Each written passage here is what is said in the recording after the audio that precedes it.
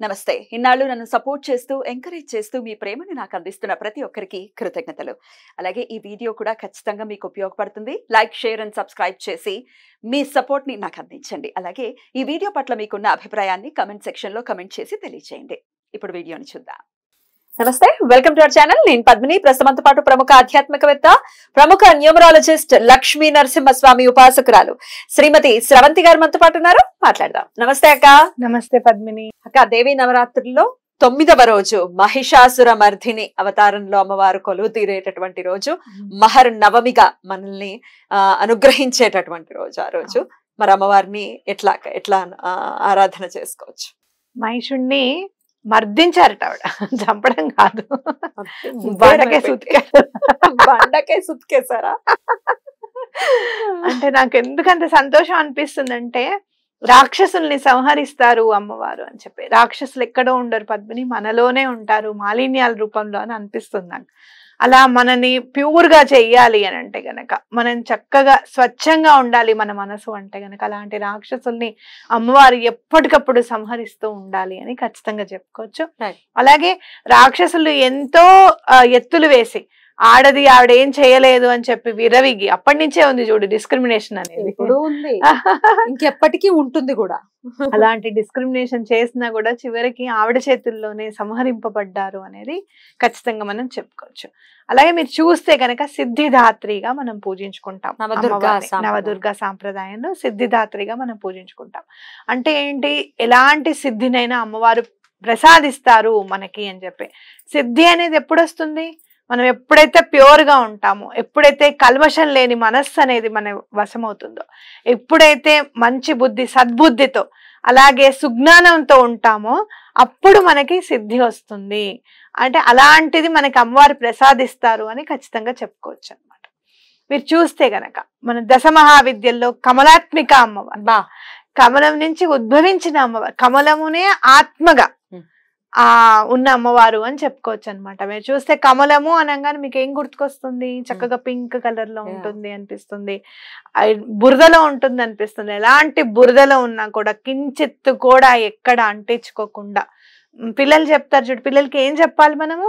మా ఫ్రెండ్స్ అక్కడ ఉన్నారు, మా ఫ్రెండ్స్ వెళ్తున్నారు, మా ఫ్రెండ్స్ పబ్కి వెళ్తున్నారు కాబట్టి నేను రావట్లేదు అంటున్నారు, నీ దగ్గర ఐఫోన్ ఉంది, ఐఫోన్ లేదు, మా దగ్గర ఐఫోన్ ఉంది అంటున్నారు, నన్ను ఎక్కిరిస్తున్నారంటే అలాంటివన్నీ నువ్వు పట్టించుకోవద్దు. ఎలా అయితే కమలం బురదలో ఉన్నా కూడా కించిత్తు కూడా అంటించుకోకుండా ఉంటుందో అలా నువ్వు ఉండాలి. తామరాకు మీద నీటి బొట్టు ఉన్నట్టు ఉంటుంది, లేనట్టు ఉంటుంది, తిరుగుతూ ఉంటుంది, దాని ఇష్టం. ఇక అలా ఉండాలి జీవితంలో కొన్ని సార్లు అని చెప్పి, అంటి ముట్టట ఎక్కడ ఉండాలో అక్కడ ఉండు అని చెప్పి పిల్లలకి మనం నేర్పించాలి.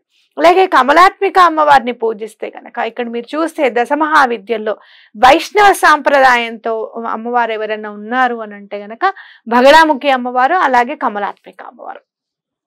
మిగతా అంతా కూడా ఈశ్వరుణ్ణి మనం శైవ సాంప్రదాయంగా మనం చూసుకోవచ్చు. మిగతా ఇక్కడ కూడా అమ్మవారికిను, అక్కడ శివుడికిను కేశవుడికి అభేదం ఎట్లయితే లేదో, ఇక్కడ కూడా లక్ష్మీ అమ్మవారికి కానివ్వు, లేకపోతే పార్వతీ అమ్మవారికి కానివ్వు, అలాగే సరస్వతి అమ్మవారికి కానివ్వు, భేదం అనేది లేదు అనేది ఖచ్చితంగా చెప్పుకోవచ్చు అనమాట. కాబట్టి కమలాత్మిక అమ్మవారు వైష్ణవ సాంప్రదాయంగా మనం చెప్పుకోవచ్చు. ఏ గ్రహానికి సంబంధించినటువంటి శాంతి వస్తుందక్క కమలాత్మిక?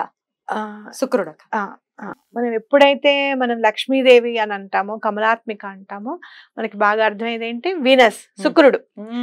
శుక్రుడు బాగున్నాడు అని అంటే గనక ఇంట్లో నీకు డబ్బుకు లోటు ఉండదు, సుఖానికి లోటు ఉండదు, లగ్జరీకి లోటు ఉండదు, ఇంట్లో జనాలతో నీకు రిలేషన్ లోటు ఉండదు, భార్యాభర్తల మధ్యన ఆనుకూల్యత, అన్యోన్యత అనేది కంపల్సరీగా ఉండాలి. అనుకూలమే కాదు, అన్యోన్యం కూడా ఉండాలి. ఇప్పుడు లేనిదే అది. మా వారా, నేను ఒక పని చేయబోను, ఎవరో మా మైత్రితో మాట్లాడుతుంటే, ఒక పని చేయాలి, నువ్వు ఏదైతే చెయ్యను అని చెప్పాలా, నీకు ఏదైతే ఇష్టం లేదని చెప్ప అది చెయ్యండి అన్న, అది చేయమనండి అన్న, అప్పుడు మీ వైఫ్ మీకు ఇష్టం ఉన్నది చేస్తుంది కదా, రివర్స్ గా చెప్పండి అని చెప్తుంది. ఇది అయ్యో, ఇది ఇక్కడ అదేమి ఇచ్చావే నువ్వు అడ్వైజ్ అని అంటే, అవును మమ్మీ, ఆంటీ అసలు ఇష్టం లేనిది చేస్తారట, అందుకని ఇష్టం లేనిది చెప్పండి. అలాగే మీకు ఏకాదశి వ్రతాల్లో కూడా ఇది వస్తుంది, ఏదైతే చేయమంటారో అది చేయదనమాట ఆవిడ, అందుకని ఆయనకు చెప్తారు నువ్వు రివర్స్ చేయని చెప్పి. అది గుర్తుకొచ్చింది నాకు, ఆ కథ గుర్తుకొచ్చింది. అలా ఎప్పుడు ఉండకూడదు. దంపతులు ఏమన్నా ఉండాలి అని అంటే గనక కొంతమంది చూడు కళ్ళతో మాట్లాడుకుంటారు. అలా ఉండాలి అన్యోన్యత అనేది. సరే మనం ఎక్కడ ఇంట్లో ఏమన్నా అనుకోని బయట అయితే మనం చక్కగా వీళ్ళ మధ్యలో పొరపత్యం అనేది లేదు అనిపించేటట్టుగా ఖచ్చితంగా ఉండాలన్నమాట. కాబట్టి తప్పకుండా దండం పెట్టుకోండి. శుక్రుడి అనుగ్రహం ఉంటే అంతా ఉన్నట్టే, మీకు లక్ష్మీదేవి అనుగ్రహం ఉంది అంటే అంతా ఉన్నట్టే అన్నమాట. మీరు చూస్తే కనుక లాస్ట్ కమలాత్మిక అమ్మవారు అంటే మహిషాసుర మర్దినితో చిన్నప్పుడు బాలా త్రిపుర సుందరి దేవిగా మనం దండం పెట్టుకున్న అమ్మవారిని, మనం అలాగే ఫస్ట్ లో త్రిపుర సుందరిగా దండం పెట్టుకున్న అమ్మవారిని, అలాగే బ్రాహ్మణిగా మనం దండం పెట్టుకున్న అమ్మవారిని కొంచెం కొంచెం ఒక్కొక్క మెట్టు ఎక్కుతూ ఆ చిన్నపిల్లల మనస్తత్వం నుంచి అమ్మవారు సిద్ధిని ప్రసాదించే మనస్తత్వం రావాలి అని చెప్పి నవరాత్రులు మనకి చెప్తున్నాయి అన్నమాట. ఎక్కడైతే మనం చిన్నపిల్లలుగా ఉండాలో అక్కడ ఉంటూ, ఎక్కడైతే పరిణతిని మనం ప్రదర్శించాలో అక్కడ ప్రదర్శిస్తూ ఉంటే అమ్మవారే మనని చేయి పట్టుకుని నడిపిస్తూ ఉంటుంది. ఈ 9 సంఖ్య ఏంటి అని అంటే చక్కగా మనం దైవానికి దగ్గర అవుతాము ఒక్కొక్క మెట్టు ఎక్కితే అని చెప్పి మనం ఖచ్చితంగా చెప్పుకోవచ్చు. అద్భుతం అక్క. మరి మహిషాసుర మర్దిని అమ్మవారి రూపాన్ని ఏ వస్త్రాలంకరణతో అంటే ఏ రంగుతో అమ్మవారికి సమర్పించాలి, నైవేద్యం కూడా ఒకసారి చెప్పండి. తప్పకుండా. నీలం రంగు పద్మిని, అలాగే మనకి చక్కెర పొంగలి నైవేద్యంగా పెడితే చాలా మంచిది అనమాట. చాలా అంటే మన జీవితంలో కూడా మధురము అనేది, మాధుర్యం అనేది నిండాలి అంటే మధురమైన పదార్థాన్ని మనం అమ్మవారికి సమర్పించాలి. ఇంత ఏం చేసామయ్యా, ఇన్ని రోజులు మనం పూజ చేసుకున్నాం కదా, మనం ఏం నైవేద్యం పెట్టాము అమ్మవారికి అని అంటే, అమ్మవారికి చక్కెర పొంగల్ ఎందుకు పెడుతున్నాం ఇక్కడ, ఆవిడ రాక్షసుల్ని సంహరించేశారు. సంహరించంగానే మనం ఏం చేస్తాం, తీపిని నోట్లో వేసుకుంటాం అనమాట. అమ్మవారికి కూడా అందుకే తీపి నైవేద్యం పెట్టడం అనేది చాలా ఇంపార్టెంట్. బ్యూటిఫుల్ అక్క, చాలా అద్భుతంగా వివరించారు.